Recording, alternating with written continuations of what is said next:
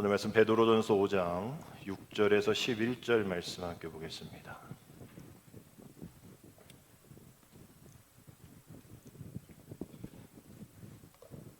베드로전서 5장 6절에서 11절입니다.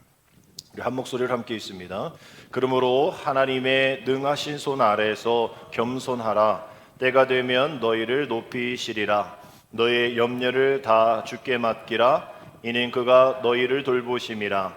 근신하라. 깨어라. 너희 대적 마귀가 우는 사자같이 두루다니며 삼킬 자를 찾나니 너희는 믿음을 굳건하게 하여 그를 대적하라. 이는 세상에 있는 너희 형제들도 동일한 고난을 당하는 줄을 알미라. 모든 은혜의 하나님 곧 그리스도 안에서 너희를 부르사 자기의 영원한 영광에 들어가게 하시니가 잠깐 고난을 당한 너희를 친히 온전하게 하시며 굳건하게 하시며 강건하게 하시며 털을 견고하게 하시리라. 권능이 세세 무궁하도록 그에게 있을지어다. 아멘. 할렐루야. 우리 지난 한 주도 또 무더운 날씨와 또 계속 되어지는 간헐적이지만 장마 속에서 한 주를 보냈습니다.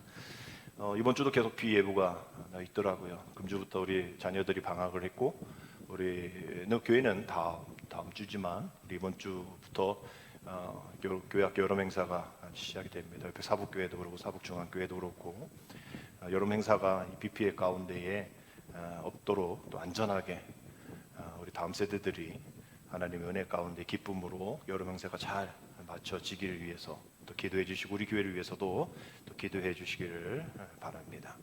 어제 뉴스 기사 하나가 나온 게 있어서 이제 보게 되었는데 조금 별 관심이 없는 주제였습니다. 퇴직 후에 대한 이야기인데요. 저는 아직 은퇴가 전 70교회 기독교는 이제 70세이기 때문에 세상에 정년 60세 기준을 맞추지 않아도 되어서 저는 별 관심이 없는 기사였습니다. 근데 제가 유심히 보게 되어지는 그 나이가 하나 있었는데 53이라는 나이였었어요. 제가 이제 52니까 제 앞뒤 정도의 나이 53이라는 나이가 뭐냐? 평균적으로 퇴직을 해야 되는 나이인 거예요. 평균이니까 꼭 그 나이는 아니더라도 대부분의 평균의 53세 정도인 사람들은 제 나이 또래 사람들은 이제 퇴직을 준비하고 또 퇴직한 이가 있다라는 것이죠. 그래서 그분들에게 물어봤어요. 당신은 60세까지인데 이렇게 저렇게 퇴직을 일찍 하게 되어지면 또 어려움이 있을 테지만 몇 세까지 좀 일하고 싶습니까? 물어보면 73세라고 얘기를 하는 거예요. 그래서 왜 73세까지 하고 싶습니까? 라고 얘기했더니 이제 국민건강보험 연금 이런 게 이제 60세에서 65세 이렇게 되잖아요. 그러니까 공백 기간이 있다는 거죠. 그리고 자기는 73세까지 하고 싶지만 또 그렇게 되지 않는 한 10여 년의 공백 기간이 있어서 일을 하고 싶다. 그래서 물어보는 거죠. 왜 일을 하고 싶습니까? 물어보면 대부분 나라가 나를 원해서 내가 사회에 헌신 이게 아니라 첫 번째는 다른 게 아니죠. 생활비 마련을 위해서. 생활비 마련을 위해서 내가 73세까지 일하고 싶습니다. 비록 53세에서 평균적으로 은퇴를 하게 되어지지만 소득 공백이 일어나지 않도록 73세까지 정도는 일을 하고 싶습니다라고 얘기를 하더라고요. 이렇게 하루하루 많은 이들이 직장 생활 속에서 호주머니에 사표를 쓰면서 가지고 있으면서 내고 싶지만 앞서 말씀드린 73세까지 가족 부양에 대한 생활비 마련을 위해서 힘겹게 하루하루 버티며 살아가고 있죠. 요즘 축구 때문에 스포츠 경기가 축구 쪽으로 몰려 있는데 이렇게 가끔 돌려보면 씨름을 해요. 옛날처럼 이렇게 좀 퉁퉁한 이만기나 강호동 이런 사람들이 있는 게 아니라 체급별로 하니까 몇 킬로 아주 건장한 우리 대학생 청년들 또 실업팀이 우리 친구들이 나와가지고 이렇게 한단 말이죠. 아주 재밌어요. 의외로 씨름이. 그래서 이렇게 해설자가 이렇게 이 씨름 용어를 얘기합니다. 안다리, 밭다리, 배치기 이러면서 얘기를 해요. 근데 그 해설자가 얘기하는 거예요. 해설자도 선수 출신이니까 선수 출신이 얘기를 합니다. 저 옆에 있는 아나운서 물어보겠죠. 저 중에 어떤 그 기술이 가장 좋은 또 써야 될 기술입니까? 라고 얘기를 했더니 저 기술이 아니라 가장 이 씨름에서 중요한 기술 하나는 바로 버티기입니다. 라고 얘기를 하더라고요. 그러니까 아무리 안다리, 밭다리, 배치기, 배치기, 되치기 뭐 이런 여러 가지 기술이 있어도 버티지 못하면 한순간에 무너지는 거죠. 그래서 심판이 이렇게 두 사람을 앉혀놓고 또 일어나게 하고 호각을 딱 불을 쓸 때 아무도 움직이지 않으면 우리는 쟤네들 왜 저러고 있어? 뭐 다시 시작해 막 이럴 텐데 이 심판도 아는 거예요. 또 아나운서 해설자도 아는 겁니다. 저렇게 아주 끝까지 붙잡고 있는 그 버티는 것이 얼마나 힘든 것인가. 우리가 볼 때는 아무것도 안 하는 것 같고 움찔움찔하는 것 같고 좀 왜 이렇게 시간을 오래 끌어 경고 줘야지 이런 것 같지만 그 심판도 아는 거예요. 언젠가 이 버티기 위해서 누군가 하나 그 약점을 발견하게 되어지면 바로 그 안다리 뭐 뒤치기 막 들어간다는 거예요. 진짜 그러다가 그 버티기에서 지는 사람이 그 기술에 걸려서 지게 되어지고 그 버틴 사람은 결국 우승하고 또 승리를 맛보는 그런 것들을 보게 됩니다. 이미 우리는 한 주 동안 그렇게 씨름 경기와 같이 버텼을 거예요. 우리 가족을 위해서 또 우리의 미래를 위해서 그러지고 싶지 않은데도 불구하고 그 자리를 갔으며 그러고 싶지 않은 마음이었지만 그랬어야 됐고 그런 얼굴과 그런 말과 그런 행동들을 했어야 했을 겁니다. 왜? 그렇게 해야 되는가? 그렇게 생활 해야 되니까 그렇게 괜찮아 보이지 않았는데도 괜찮은 척 해야 되는 이 사회 속에서 여러분들은 살아오셨을 겁니다. 괜찮지 않은데 말이죠. 감추고 싶은 것들이 있기 때문에 감추면서 살아왔을 겁니다. 이것을 심리학 용어도 페르소나라고 얘기하죠. 저도 뭐 심리학 전공해서 또 최우민 성도님도 심리학 전공해서 아시겠지만 저 가면 페르소나. 이게 칼 구스타브 융이 정신분열학자이거든요. 그래서 거기서 이제 연극할 때 사람들이 가면을 쓰지 않냐. 그 사람이 자신의 이 것을 하지 않고 그 가면을 쓴 그것의 역할을 하듯이 자기와 다른 역할을 하는 그런 가면 쓴 삶을 우린 살아간다라는 얘기를 하면서 저 페르소나에 대한 가면에 대한 얘기를 하고 뭐 영화나 드라마나 뭐 책에도 이 페르소나에 대한 이야기들이 많이 나옵니다. 사회적 얼굴이다라고 보면 되어지는 거죠. 그러고 싶지 않아도 그래야 되는 우리 직장인들의 삶.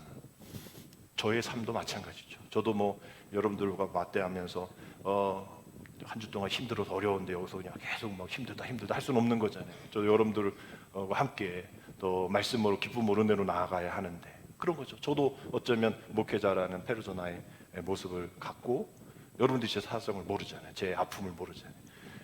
제 상황을 모르잖아요. 저도 마찬가지로 여러분들의 사정과 아픔을 잘 모르듯이 우리는 어디든 저렇게 사회적인 얼굴인 페르소나를 가지고 살아가게 됩니다. 문제는 뭐냐면 그것이 우리와 다르다라는 거예요. 다르니까 힘들다는 거죠. 고립감에 빠지게 되어지고 외롭다라는 거예요.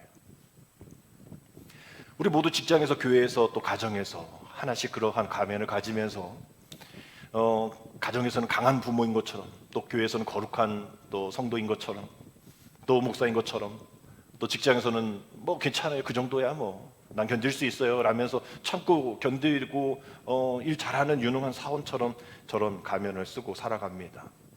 왜 그럴까 보면 결국 우리의 두려움을 가리기 위함이죠. 난 두려운데 그걸 보여주고 싶지 않아. 너한테 약점 보이고 싶지 않아라는 거죠. 난 염려가 있어. 나는 걱정이 있어. 난 약해. 난 초라해. 근데 나는 그걸 너한테 보여주고 싶지는 않아. 들통나면 외면당할까 봐. 나는 더 두꺼운 가면을 쓰며 살 거야. 나는 연기할 거야 라는 그런 내면의 무의식적인 그런 모습들이 있다라는 것이죠. 세상 그렇지만 오늘 우리는 그런 모습으로 가면을 쓰고 왔지만 오늘 우리 이 자리에서 오늘 우리가 읽은 7절의 말씀을 잘 다시 한번 되새겨 봐야 합니다. 우리 7절 말씀 우리 함께 다시 한번 읽습니다. 너의 염려를 다 주께 맡기라. 이는 그가 너희를 돌보심이라. 아멘. 그 염려라는 것 때문에 내가 그걸 보여주고 싶지 않아서 내가 가면을 쓰면서 살아가지만 우리 굳이 교회 안에서까지 굳이 주님 앞에서까지 주님도 마찬가지로 너의 염려를 다 주께 맡겨라. 우리 베드로가 얘기하는 건 그 주님 앞에서까지 그렇게 가면 쓸 필요 없어. 염려, 근심, 걱정 다 내려놔. 주님 앞에 맡겨버려. 주님이 다 돌봐주시잖아 라고 얘기하는 거죠. 이것을 지금 2026년 7월 19일에 얘기하는 게 아니라 1세기잖아요. 로마의 시민 그 압제 속에서 힘들고 어렵게 살아가는 그 분위기잖아요. 평화로운 분위기 아니잖아요. 뭐 믿음 생활 제대로 할 수 있는 분위기 아니잖아. 거칠고 가쁜 숨을 쉬어야 하는 그런 상황 속에서 믿음 생활을 해야 되는 그런 분위기인 겁니다. 그런 영적인 그런 최전선에서 그 배경을 두고 있는 베드로전서예요. 그래서 그 속에서 이 나그네와 같이 이방인과 같이 취급받으면서 사회 밑바닥에서 믿음 하나, 그 예수 믿는다는 거 하나 때문에 저 사회 밑바닥에 내몰린 그 사람들에게 준 말씀이에요. 네 신앙을 지키기 위해서 지금 너의 삶 속에 그러한 가면을 써야 되는 상황 속에서 굳이 주님 앞에서 그럴 필요 없어. 너의 상황 내가 다 잘 알지. 사회적인 유배자들이고 너 명예 다 뺏기고 경제적인 불이익 당하고 여전히 악의적인 가짜뉴스 속에 있는 거 알아. 가짜뉴스가 뭐죠? 성찬식 하면 이것은 주님의 피입니다. 이것은 주님의 몸입니다. 우리 그렇게 하면서 성찬식 하잖아요. 그리고 사람들이 뒤에서 들을 때는 이건 보지 않고서 얘기할 때는 이게 포도주인지 이게 빵인지를 모르고 얘네들 지금 피를 마신대. 얘네들 지금 살을 먹는데 지금 어린 아이를 데려가가지고 지금 애들 먹는 그런 인육 숭배 그런 신앙을 갖고 있어. 이런 소문을 퍼뜨린 거예요. 아이의 살을 먹는데 피를 마신대. 그리고 막 제사 또 뭐 신들에게 제사 안 지고 막 그러니까 얘네는 반역자들이야. 막 이런 낙인을 찍는 거예요. 그러니까 그들과 함께했던 그 농협 협동조합 길드라 그러는데 거기에 이게 못 오게 합니다. 그러니 다 뭘 팔 수 있는 판로가 막히죠. 그러니까 조합에서 쫓겨나고 팔 권리도 잃어버리고 팔 수 있는 장소도 없어지게 되어지는. 그러니까 결국은 극심한 가난 속에서 하루하루 가족들한테 좀 뭔가 손 내밀려고 해도 너는 우리 가족 아니야. 호적에서 파버리기도 하고 어떻게 좀 뭔가 해보려고 하면 사람들이 자신을 침뱉고 그래서 친구 찾아가면 그 친구가 고발해버리고 이런 사회적인 죽음 매장을 당하는 그런 상황 속에 있다는 것을 베드로는 알고서 이야기하는 거죠. 네가 지금 왜 믿음을 지키며 이 고생하는가라고 질문하고 있는 거 알아. 더 두꺼운 사회적인 가면을 써야 되는 거 너도 알아. 나도 알아. 우리도 알아. 그러나 우린 실질적인 질문을 해봐야지. 그 박해와 고난 속에서 우리는 어떻게 해야 되는지, 우리는 계속 그 페르소나의 가면을 쓰면서 살아가야 될까? 그래서 뭔가 얻어지는 게 있어? 아니잖아. 라면서 얘기하는 오늘 제목 같은 영적 생존 지침서를 내려주는 것이 오늘의 말씀입니다. 그러한 시대적인 어려운 고통 상황 속에서. 그래서 오늘 6절에 그러므로라고 시작돼요. 그러니까 앞에 뭔가 얘기가 있다는 거죠. 그러니까 라고 얘기해요. 그러니까 하나님의 능하신 손 아래에서 겸손하라. 때가 되면 너희를 높이시리라. 아니 지금 이런 상황 속에서 겸손하래요. 지금 제대로 된 메시지가 아닌 것 같다는 생각이 듭니다. 또 앞에 있는 그러므로라니까 앞 구절을 모절을 보면 젊은 자들아 이와 같이 장로들에게 순종하고 다 서로 겸손으로 허리를 동이라. 하나님은 교만한 자를 대적하시되 겸손한 자들에게는 은혜를 주시니라. 겸손 얘기를 하고 있는 거예요. 이런 상황 속에서 때려 부숴라, 어떻게 강하게 또 트레이닝 해라 이런 얘기가 아니라 겸손하라라고 얘기해요. 그러니까 겸손하라. 내가 이렇게 얘기했지? 이런 상황 속에 있는 거 나도 알아. 우리 모두 다 알아. 그러니까 우리는 겸손해야 돼 라고 얘기를 합니다. 여기서 겸손하라 명령, 내가 어떻게 할게요 그게 아닌 거예요. 하나님이 허락해 주신 그 낮아진 상황 속에서 그것을 수용하라라는 거예요. 네 지금의 상황 수용해. 이게 겸손이야. 이렇게 좀 굽신굽신 이런 게 겸손을 우리가 생각하고 있는 그 겸손에는 얘기하고 있는 게 아니에요. 겸손이는 다른 게 아니에요. 염려를 다 주께 맡기는 거다라고 얘기를 하는 겁니다. 7절의 말씀 다시 한번 우리 같이 읽겠습니다. 시작. 너의 염려를 다 주께 맡기라. 이는 그가 너희를 돌보심이라. 여기서 맡기다라는 거 원어를 찾아보면 던져버리다라는 뜻입니다. 던져버리다. 단호한 결정이에요. 맡기다. 우리가 짐 좀 맡겨주세요. 이렇게 자물쇠 넣어가지고 넣었다 뺐다 이게 맡기는 게 아니에요. 우리 맡기다라는 개념, 이게 성경은 좀 이렇게 좀 바뀌어야 돼요. 원어로. 너의 염려를 던져버리라라고 되어 있어야 하는데 좀 우리가 혼동할 수 있는 그냥 맡기다라고 표현되어서 그렇습니다. 그러나 원어적인 거는 던져버리라는 거예요. 아주 쉽게 얘기하면 여러분 음식물 쓰레기 버리잖아요. 던져버리잖아요. 그거 다시 주워서 오는 사람 있습니까? 화장실 쓰레기 그냥 버리잖아요. 다시 주워서 오는 사람 있어요? 때로는 중요한 게 떨어져서 중요한 걸 찾다 보니까 쓰레기 매립장까지라도 찾아서 찾았다 할 수도 있지만 대부분 우리 쓰레기를 버리면서 그걸 되찾으려고 하지 않습니다. 그러려면 왜 버려요? 하여튼 버리는 거는 우리가 쓸모없다라고 생각하는 겁니다. 그게 염려라는 거예요. 그게 다 주께 맡기라는 뜻입니다. 다 주께 던져버리라는 겁니다. 다시 찾을 생각하지 말라는 거예요. 우리가 휴게소에서 쓰레기통 뒤지고 있으면 쟤 뭐야 이렇게 되잖아요. 경찰하고 같이 있으면 뭔가 여기 있나 보다 할 테지만 그냥 막 혼자 막 허겁지겁 음식물 쓰레기 뒤지고 그러면 누구 하나 그것에 대한 것을 긍정으로 생각하는 사람 없을 거예요.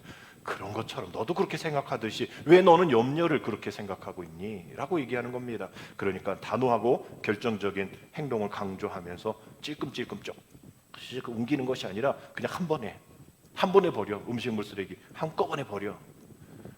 냄새나게 조금씩 하지 말고 그냥 한꺼번에 던져버려. 결단력을 요구하는 것이죠. 내 마음의 모든 분야를 하나님께 통째로 양도하라는 긴박한 요청인 겁니다. 왜 여기서 교만이 나옵니까? 왜 여기서 겸손이 나옵니까? 염려를 내가 쥐고 있는 그 상황은, 즉 내 모든 것을 내가 책임지고 내가 이 상황을 해결하리라는 교만함이 있는 거예요. 그러니까 겸손하라. 그래서 염려라는 단어가 나오면 우리 지난주에 말씀 가운데 이 가시에 대한 부분에 잘하긴 잘하는데 염려가 함께 자라니까, 더 빨리 자라니까 문제다라고 말씀을 드렸잖아요. 기도하긴 하는데 염려가 그 기도를 앞서가고요. 내 믿음보다 염려가 앞서가는 거예요. 염려가 문제는 아닙니다. 염려를 쥐고 있는 것이 문제이죠. 쥐고 있는 게 왜 문제입니까? 그 상황의 주인 되려고 하는 나의 교만하기 때문에. 그래서 겸손하라라고 얘기하는 거예요. 그래서 염려라고 얘기가 나오는 성경 구절에 대부분 그 앞뒤 보면, 내용 보면 겸손의 모습이 나오고요, 그 상황 속에 교만한 사람이 나옵니다. 이 얘기는 염려하는 사람은 어떤 사람이다? 교만한 사람이다. 내가 어쩌고 이런 게 교만한 게 아니라 염려하는 사람, 염려를 하는 사람의 염려를 쥐고 있는 사람이 교만한 사람이다. 캐스팅, 던져버려야 되는 거예요. 하나님의 주권을 인정해야 됩니다. 이것이 최고의 겸손이라는 거예요. 염려는 마음에 여러 갈래로 찢어지고 분산되어서 집중력을 잃어버리는 것이 염려잖아요. 여러분들도 그렇게 해보셨잖아요. 염려의 어떤 상황이 있으면 지금 내 상황을 못해요. 내가 뭔가를 해야 되는데, 그걸 해야 될 사람인데 염려 때문에 못합니다. 집안일도 못해요. 직장생활에서 제대로 못해요. 교회생활도 제대로 못합니다. 분산되니까, 집중력을 잃어버리니까. 그래서 심리학자, 뇌과학자가 얘기를 하다 보면 염려는 뇌의 그 작업의 그 기억을 과도하게 차지한다. 염려라는 것이. 우리가 기억할 때가 얼마나 많아요. 그 기억으로 해야 될 일이 얼마나 많습니까? 근데 이 염려라는 애가 들어와 버리면 이게 불확실한 미래의 그 어떤 시뮬레이션을 계속 돌리는 거예요. 과부하 걸리는 겁니다. 그러지 않아야 되는데, 지금 이게 다른 거에 에너지 써야 되는데 그 현재에 집중하지 못하도록 불안함, 아직 일어나지 않았어. 아직 내 게 아니에요. 아직 뭔가 해결할 그 가망성도 있어요. 그런데도 불구하고 안 된다 생각하면서 계속 위협의 시뮬레이션을 돌려버려서 인지적인 과부하가 걸리는 겁니다. 그래서 이 나의 모든 주의력과 집중력을 분산시켜버리는 거예요. 그래서 결국은 그것을 나를 지키려는 방어적인 태도로 나아가게 되어지는 것이죠. 그래서 오늘 베드로는 그것을 끊어버리라는 거예요.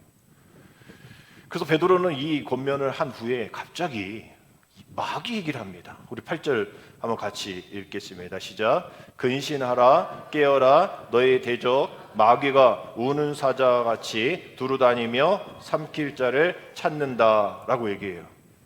마귀의 공격 통로가 추상적인 그런 의미가 아니라 이 세 가지가 있다는 거죠. 한번 보면 틈이 있는 사람. 이 마귀가 이제 찾은 어떤 사람 찾느냐? 목사는 안 찾고 세 가족만 찾는, 아니에요. 어느 누구든지 이 세 영역에 들어있는 사람을 찾는다는 거죠. 꼭 우리가 있는지 한번 살펴봐야 돼요. 틈이 있는 사람. 두 번째는 무너질 지점이 있는 사람. 그리고 세 번째는 영적으로 고립된 사람. 마귀는 무작정 공격하지 않고 이러한 삼킬자, 틈이 있고 무너질 지점이 있고 영적으로 고립된 사람을 찾아 노린다라는 거예요. 그러니까 너의 모든 염려를 다 주께 맡겨라. 뭘 맡겨라? 염려를 맡겨라. 그래서 틈을 내지 말아라 라고 이야기를 하는 겁니다. 염려는 처음에 매우 현실적인 것 같아요. 근데 문제는 뭡니까? 그걸 너무 오래 붙들고 있는 거죠. 그것이 두려움이 됩니다. 두려움이 그 다음에 불신이 되어지고, 그 불신이 사람의 불신이 되어지고, 그 다음에 내가 믿음의 사람인데도 불구하고 하나님을 불신하게 되어지는 상황 속에 가게 되어지는 거죠. 그래서 사탄은 수치심을 가진 요 세 부류에 있는 사람에게 너는 부족해, 너는 실패자야, 너 같은 사람은 무슨 뭘 하려고 그래, 하나님도 너를 보면 실망할 거야.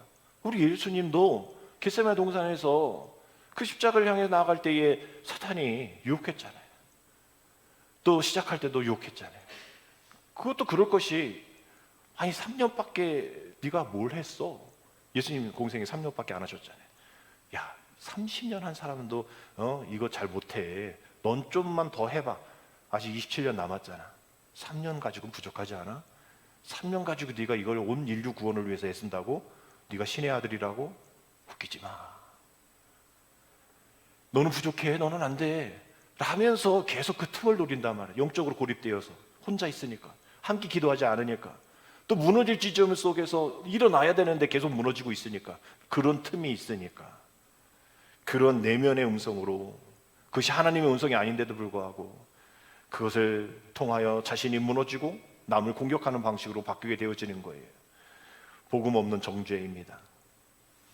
성령은 죄를 깨닫게 하라 말씀하시는데 그 깨닫지 않고 수치심 속에 또한 죄책감으로 나가게 하는 것, 똑같은 것 같지만 회개랑 죄책감, 수치심은 다른 것이죠.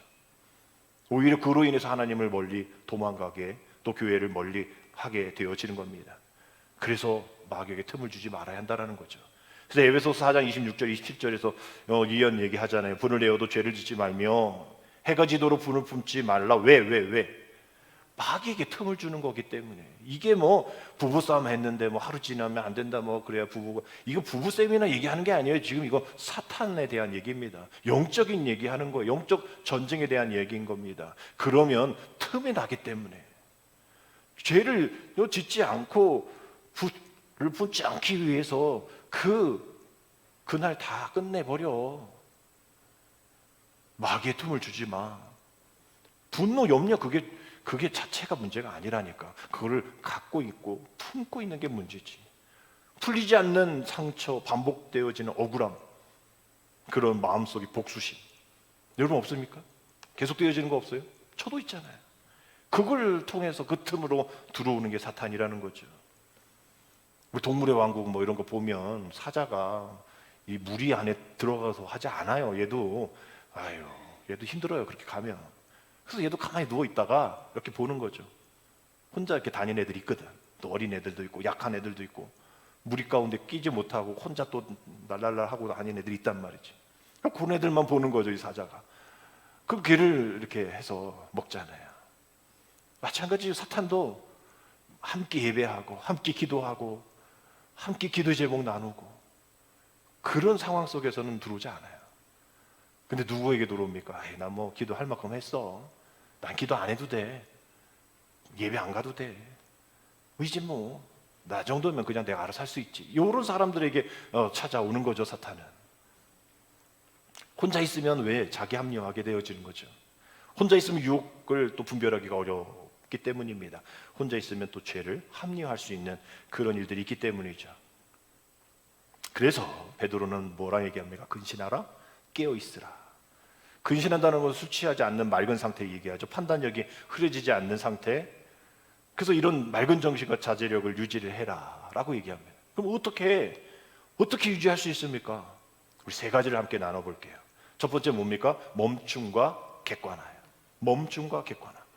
우리가 막 감정이 막 격양되어지면 막 우리가 바로 쏘아붙이잖아요. 그 사람 얘기 들어보지도 않고 상황 보지도 않고 바로 얘기해 버리잖아요. 그러니까 한 10초의 멈춤을 가지라라고 얘기하죠. 뭔가 이렇게 딱 얘기하고 싶어도 10초. 이게 그냥 핸드폰에 있는 똑깍똑깍 그거 말고 조금 더 여유 있는 10초. 10분이 되면 더 좋겠죠. 그런 10초의 멈춤을 통해서 좀 객관해 보는 거죠.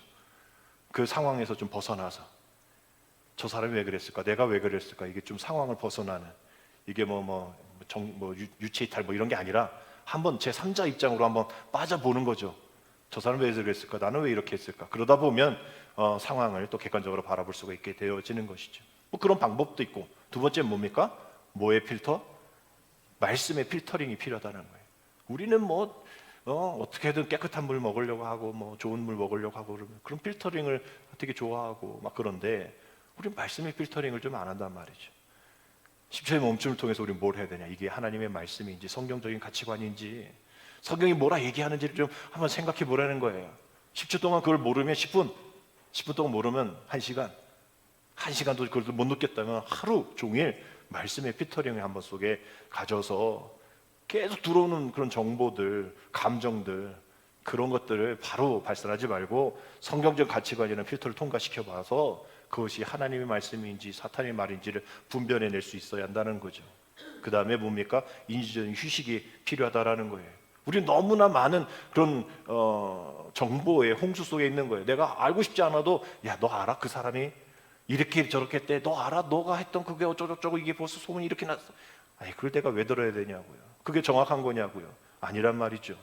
너무나 많은 과도한 노출, 정보, 홍수 이것에 너무나 헤엄치고 있으니까 정말 큐티도 안 돼, 침묵도 안 돼, 묵상도 안 돼. 하나님의 말씀을 필터링할 수도 없어요.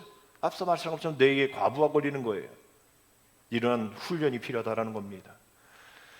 이런 거 멈춤이 객관화가 있어야 되고 말씀의 필터링 가운데 좀 그래도 좀 한번 좀 잘 쉴 수 있는 인지적인 휴식이 필요하다라는 것이죠. 이럴 때 마귀의 유혹을 이겨낼 수 있고 흔들리지 않는 믿음을 가질 수 있다라는 겁니다. 그래서 중요한 말씀을 하죠. 베드로가 10절에 이러한 삶을 권면합니다. 우리 10절 같이 읽습니다. 모든 은혜의 하나님 곧 그리스도 안에서 너희를 부르사 자기의 영원한 영광에 들어가게 하시니가 잠깐 고난을 당한 너희를 친히 온전하게 하시며 굳건하게 하시며 강하게 하시며 털을 견고하게 하시리라. 아멘. 여기서 중요한 말씀 있죠. 너희를 친히 어떻게 하신다고요? 온전하게 하신대요. 어떻게 하신대요? 굳건하게 하신대요. 어떻게 하신대요? 강하게 하신대요. 그 다음에 어떻게 하신대요? 털을 견고하게 하신대요. 친히.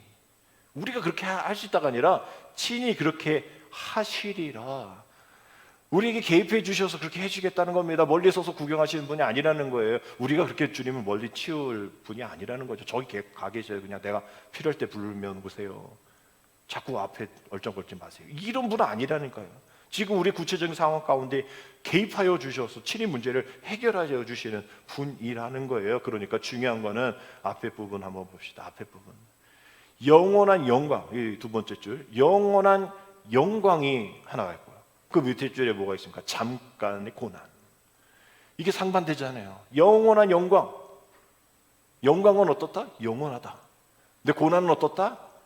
잠깐이다라는 거예요. 근데 우리는 고난도 영원해. 계속 그 고난이 영원해. 또 내 부족함도 영원해. 그냥 영광에 들어갈 영혼을 고난에 내가 붙여버리는 거죠. 그런데 분명히 베드로 사도는 얘기하잖아요. 주님도 말씀하시잖아요. 고난은 잠깐이다. 십자가의 고난은 잠깐이다. 영광의 부활이 있다라고 얘기를 하시는데 잠깐의 고난은 우리는 영원의 고난으로 생각하는 거예요. 그리고 영광이 잠깐이라고 생각하는 거예요. 이게 잘못되는 거죠. 우리가 따라합시다. 고난은 잠깐이고 영광은 영원하다. 여러분 한 주 동안 뭐 설교 말씀 까먹어도 돼요. 이거 여러분 제가 주중에 만나면 물어볼 겁니다. 고난은 이러면 여러분 어떻게? 잠깐이고 영광은 영원하다. 이게 뭐 슬로건인가 봐. 이따가 점심 먹을 때 한번 찔러보세요. 고난은 잠깐이고 영광 영원하다. 여러분 이런 마음속에 살아야죠. 왜 고난이 영원하고 왜 영광이 잠깐일 거라고 생각합니까? 우리 이 세상 속에서 잠깐이니까 그렇게 생각하는 거죠. 우리 어떤 아이가 저한테 하나님은 몇 살이세요? 물어봤다면서 하나님은 몇 살이세요? 물어봤대요. 뭐라 얘기해서 말고문보다 많다고 전에 막 이랬는데 어이구 요즘 아이들이 아주 엄마가 큐트하니까 애들이 막 질문이 많은 거예요.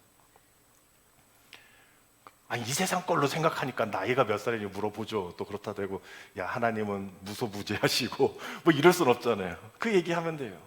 하나님 그래 너가 생각하는 하나님 몇 살 같아 물어보면 될 것 같아요. 하나님 뭐 수만 년 살 같아요. 그래 맞아. 네가 생각하는 정도는 어쩔 수 없어. 근데 나이가 있으면 죽지. 하나님은 죽어? 안 죽어? 그러니까 그 나이로 하나님을 이렇게 판단할 수 없겠지. 그래 좋은 질문이야. 뭐 이러면서 넘어가야겠지. 우리가 이 세상 거를 생각하니까 나이가 몇 살이듯이 우리가 이 영광이 이 세상의 기준으로 보고 이 고난이 우리 세상의 기준으로 보니까 고난이 영원한 것 같고 영광은 짧은 것 같은 거예요. 근데 이 영광과 이 고난은 신앙적인 그런 단어입니다. 그래서 이것은 우리가 정할 수가 있는 게 아니에요. 성경이 정해주는 걸 우리가 믿으면 됩니다. 이게 지침서잖아요. 우리가 뭔가를 뭐 가전제품 사면 우리 한국 사람 특히 이 안에서를 그냥 버리잖아요. 이거 뭐 두꺼운 걸 우리가 뭘 봐? 뭐 필요할 때 보면 되지. 우리 버린단 말이에요. 근데 그거 뭐 잘못하면 그걸 봐야 되는데 안 보잖아요. 또 주의 이렇게 하지 마세요. 우린 잘 안 본단 말이에요. 근데 그대로 해야 되는 게 맞거든요. 특히 이제 전기 같은 거, 뭐 온열 제품 이거는 뭐 몇 도에 몇 킬로와트짜리 써야 됩니다. 뭐 몇 시간 계속하면 안 됩니다. 또 이렇게 릴선 끼면 안 됩니다. 바로 꽂아야 돼. 뭐 이런 게 있는데 그거 안 하다가 터지고 막 이런단 말이죠. 결국 그 지침서에 있는 내용을 잘 알아야 안전하게 그 제품을 사용할 수도 있듯이 우리가 살아가는 이 세상 속에서는 말씀이라는 영적인 지침서를 우리가 따라야 되는 거예요. 고난은 잠깐이래요. 영광은 영원하대요. 우리 그거 따르면 되는 겁니다. 그럼 우리는 어떤 걸 따라야 할까요? 이 고난이 없다고 얘기하지 않잖아요. 고난은 어떻다? 잠깐이다. 반복적일 수도 있어요. 그러나 잠깐이라는 거예요. 그러나 영광은 영원하다라고 얘기했다면 우리는 그걸 들어야죠. 염려 가운데 흩어져서 내가 할 일을 하지 못한다면.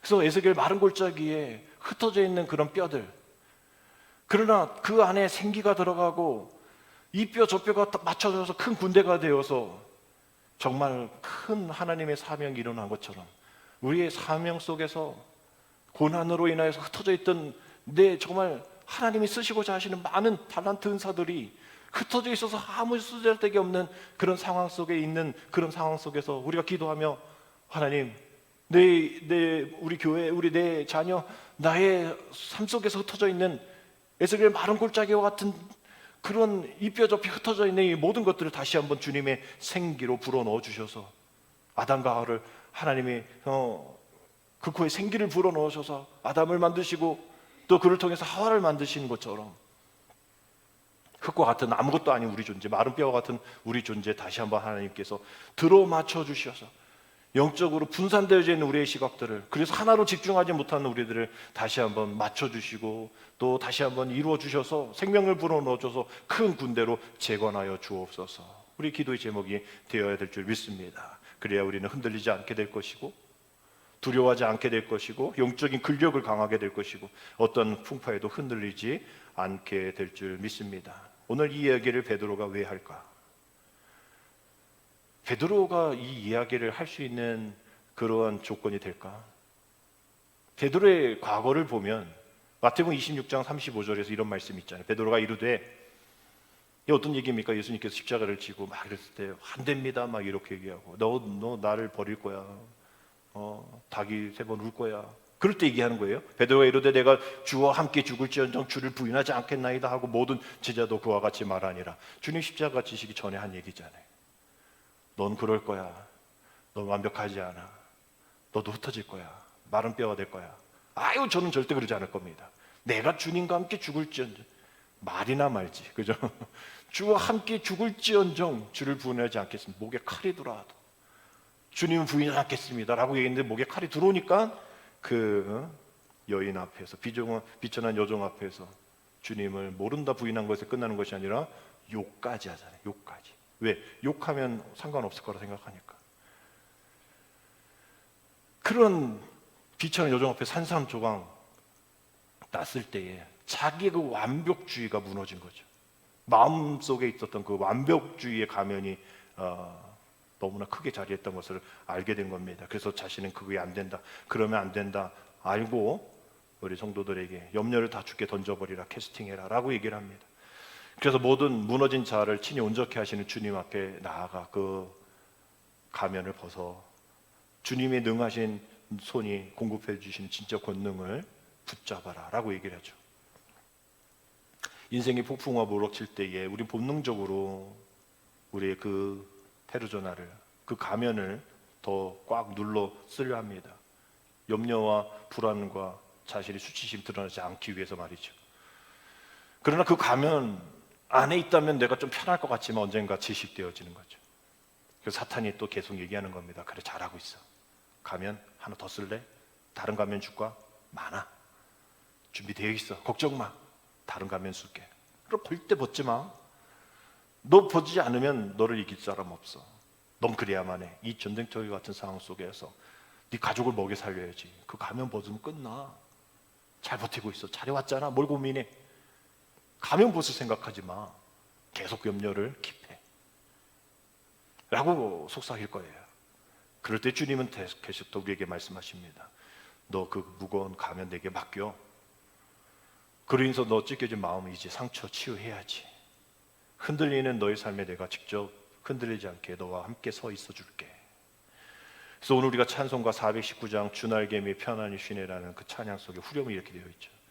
우리 후렴 같이 한번 부를까요? 주날개미 평안하다 그 사랑 끈을 짜니뇨 주날개미 내 쉬는 영혼이 거기서 살리. 주님 계속 말씀하십니다. 내 품에 안아, 내 품에 안 들어와, 내 품에 안전해, 그때 평안해라고 얘기하는 거예요. 사람들이 하나님 나라 어디 있습니까? 라고 했을 때 너희 안에 있다, 우리 안에 있다, 말씀 안에 있다, 복음 안에 있다라고 얘기해요. 그래서 우리는 갈라디아 2장 20절을 외웁니다. 우리 다 아는 외우는 말씀이죠. 우리 함께 있습니다. 내가 그리스도와 함께 십자가에 못 박혔나니 그런즉 이제는 내가 사는 것이 아니하로 오직 내 안에 그리스도께서 사신 것이라. 이제 내가 육체 가운데 사는 것은 나를 사랑하사 나를 위하여 자기 자신을 버리신 하나님의 아들을 믿는 믿음 안에 사는 것이다 라는 말씀. 여기서 안에라는 얘기를 많이 나오잖아요. 주님 안에. 내가 주님 안에 있다면 염려를 가지고 있으면 안 돼요. 염려를 버려야 돼요. 염려 가지고 들어올 수는 없어요. 우리 비행기 탈 때 물 가지고 타지 마라, 뭐 가지고 타지 마라, 라이트 안 된다, 요즘은 배터리 때 문제가 있어서 이것도 안 된다, 저것도 안 된다, 카메라 많잖아요. 왜? 문제가 되니까, 남에게 피해 주니까. 주님 앞에 염려 가지고 가면 안 됩니다. 이 시간 여러분 여기 안에 왔을 때 염려 가지고 오면 안 돼요. 저 바깥에 내두고 또 가져오면 안 됩니다. 이 시간은 여러분 주님 앞에 염려를 다 버린 그러한 마음의 쓰레기통에 다 버리는, 그걸 다 주님께서 처리해 주실 것을 기억하면서 이제 여러분 염려를 내려놓고 염려를 던져버리고 염려를 다 주께 맡겨버리고 십자가에 다 못 박고 이제 내가 산 게 아니라 내가 염려하는 내가 아니라 염려하지 않게 하시는 하나님의 은혜 안에 살아가는, 하나님의 아들을 믿는 그 믿음 안에 사는 그 구원의 확신과 평안 속에서 내가 주님 안에 거합니다. 참 평안 가운데 있습니다. 잠깐의 고난, 영원한 영광, 그것을 내 삶 속에서 살아가겠습니다 라고 얘기를 하면서 살아가면 하나님 우리에게 그러한 은혜를 허락하신다는 거죠. 우리가 그럴 만해서인가요? 우리 예배 전에 찬양 부렸던 후렴 가사가 뭡니까? 조건 없는 은혜 앞에 자격 없는 모습으로 공로 없이 값 없이 흘려주신 주님의 피 때문에 우리를 흠없다, 귀하다 여겨주신 주님의 은혜 때문에 우리가 그렇게 산다라는 거죠. 조건이 없대요. 우리가 주님의 은혜 앞에 여기 나올 수 있는 조건 따져보면 우리는 엄청 많은데 그 조건 없대요. 또 자격 괜찮대요. 공로 괜찮대요. 값 없대요. 뭐 때문에? 흘려주신 주님의 피 때문에. 그래서 우리를 어떻게 인정해 주신답니까? 흠없다, 귀하다 여겨주신대요. 여겨주시는 거예요. 우리가 흠없는 사람이 아닌데, 귀한 사람이 아닌데 흠없다, 귀하다 여겨주신대요. 여러분 가정에서 여러분에게 사랑하는 사람이 흠없다, 귀하다 얘기하지 않잖아요. 해주지 않잖아요. 여러분도 안 해준다 뻔더러 괜히 이 얘기하면 뭐 바라는 게 있지 막 이렇게 얘기한단 말이에요. 너는 흠이 있어 말이야 이렇게 오히려 직설적으로 얘기하죠. 아무리 사랑하는 사람도 흠없다, 귀하다 이야기하지 않아요. 근데 우리 주님은 우리를 흠없다, 귀하다 여겨주신다 하십니다. 왜? 주님의 은혜이기 때문에. 왜 그러실까? 그냥 사랑놀이 하자는 게 아니에요. 우리가 지금 새벽에도 아가서 보는데 아가서 사랑 얘기하는 게 아니지 않습니까? 우리 하나님과 우리의 사랑, 신랑 되신 주님과 신부된 우리 교회, 이 상황 속에서 엄청난 일들이 많이 일어나고 있기 때문에 사랑 외에는 다른 방법이 없다라는 거죠. 우는 사자와 같이 두루다니며 삼킬차를 찾는 그때에 염려를 가지고 근심하면서 살아가고 있는 우리들, 그렇게 살아가면 안 되기 때문에 흠이 있음에도, 귀하지 않음에도 흠없다, 귀하다 조건이 있음에도 불구하고, 조건 따져가면서 다 내칠 수 있는데도 불구하고, 자격도 없는데 공로도 없는데도 그 주님이 흘려주신 피는 바꿀 수 없다는 거죠. 누구 때문에 하고 누구 때문에 안 하고가 아니라 그거는 바꿀 수 없다는 거예요. 온 인류 구원을 위해서 피 흘려주신 그 십자가는 바꿀 바꿀 수 없다는 거죠. 흠이 없고 귀하고 여겨주신 그 주님의 은혜의 마음은 바꿀 수 없다는 겁니다. 우리가 그것을 알기 때문에 더 근신하고 깨어서 모든 염려를 다 주께 그냥 과격하게 그냥 버려버리고 주님께 던져버리고 생각하지도 말고 그 염려 때문에 또 기도하지 말고 염려 다 주께 맡겼으니 주님 알아서 하십시오. 난 염려하지 않겠습니다. 염려해가지고 될 일이면 염려하십시오. 뭐 정말 얘기했잖아요. 우리가 염려하는 거 뭐 한 70%는 이루어지리 알린 일이고 한 10% 정도만 내가 걱정할 일이고 나머지는 염려해도 안 돼도 어차피 된다 뭐 이런 얘기 하잖아요. 한 70% 우리가 염려한다고 해서 뭔가 이루어지는 것 아니라는 거예요. 우리가 염려하면 뭔가 해결된다면 우리 기도 제목으로 우리 염려합시다. 불안해합시다 할 텐데 아니에요. 염려한다고 우리가 문제가 해결되어지지 않아요. 그러니까 그 염려를 다 주님 앞에 맡기는 겁니다. 주님이 그 염려 알아서 하실 수 있도록 좀 미안한 것 같지만 좀 그렇지만 주님이 그러셨으니 여러분이 가지고 있는 염려 얼마나 많겠어요. 자녀에 대한 염려, 재정에 대한 염려, 건강에 대한 염려 얼마나 많겠어요. 그 염려를 다 주님 앞에 맡기래요. 다시 찾아올 필요는 없대요. 주님이 우리를 돌보신대요. 무엇으로? 주님의 능하신 손으로. 영원한 영광 가운데 들어가려는 우리에게 고난은 잠깐이야 라고 외치시는 그 주님의 은혜가 오늘도 우리의 삶 가운데에, 우리의 가정 가운데, 우리의 사회 가운데, 우리 자녀들 가운데에 가득 넘치게 되어지기를 주님의 이름으로 축복합니다. 기도드립니다. 사랑의 주님, 우리가 세상의 비방과 삶의 염려 때문에 쓰고 있던 거짓된 가면을 이 시간 다 내려놓고 주님 앞에 던져버립니다. 주님, 우리의 약함을 주님 앞에 던질 때에 친히 우리를 온전케 하여 주시며 굳건케 하여 주시며 강건케 하여 주시며 털을 견고하게 해 주실 주님만을 믿고 나아가오니 마귀의 참소에 흔들리지 않도록 우리를 판단력을 지켜주시고 근신하고 깨어있게 하여 주시며 오직 주님의 약속만을 붙들며 영원한 영광으로 우리를 부르신 주님만을 기억하며 살아갈 수 있도록 도와주옵소서. 오늘도 흘려주신 주님의 피로 흠없다 귀하다 여겨주신 주님의 은혜를 감사하며 예수님의 이름으로 기도드립니다. 아멘.